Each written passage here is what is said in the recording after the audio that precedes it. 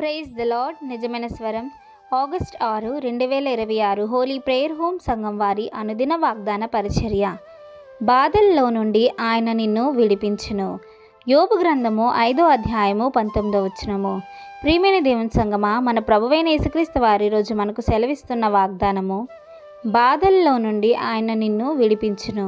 ప్రియమైన దేవుని సంగమా, యోబు గారు ఎలాంటి వ్యక్తి, ఎలాంటి ప్రవక్త అయినా మనకి తెలుసు.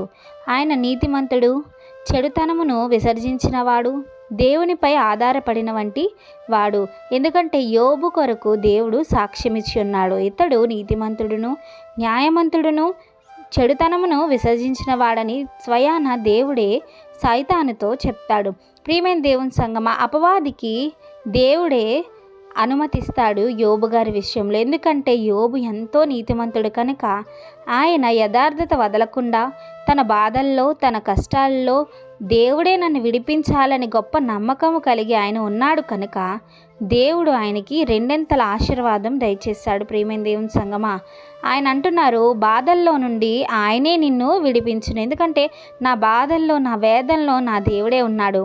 నేను మేలు పొందుట దేవుని యందు ఇష్టమైతే కీడు పొందుట ఇష్టము కాదా? నేను మేలైనను కీడైనను దేవుని నిమిత్తము సంతోషముగా నేను స్వీకరిస్తాను అని ఆయన చెప్పిన గొప్ప సాక్ష్యము. ప్రియమైన దేవుని సంగమా, యోబు గారికి జీవితంలో మంచి అద్భుత కార్యాలు ఎలా అయితే చూసారో మనము కూడా మన జీవితంలో అద్భుత కార్యాలు చూడాలి అంటే మొదటగా దేవుని పట్ల విశ్వాసము, నమ్మకము కలిగి ఉండాలి.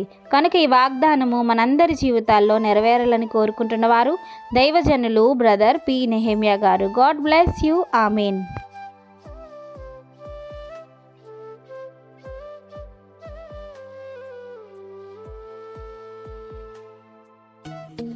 Hi friends, holy prayer home Gajuwaka సంగమ వారు మాట్లాడిన విలువైన దేవుని సందేశములను మీరు వినటానికి మా యొక్క యూట్యూబ్ ఛానల్ హోలీ ప్రేయర్ హోమ్ను సబ్స్క్రైబ్ చేసుకొని పక్కనున్న బెల్ ఐకాన్ క్లిక్ చేయగలరు.